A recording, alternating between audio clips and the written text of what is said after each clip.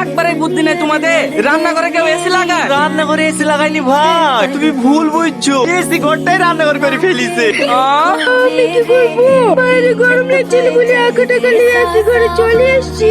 আমি জানতুক নাকি তুমি ঢুকলে এসি খারাপ হয়ে যাবে। ও যাবার হয়ে গেছে, এখন আর সব কথা বলে লাভ নাই। সারা হবে কিনা বলো, নাহলে ফুলিয়ে চল যা। সারা আবার হবে না কেন? ধোয়াটুই কি সব জাম হয়ে গেছে? ওই 1000-5,000 টাকা মতন খরচা হবে।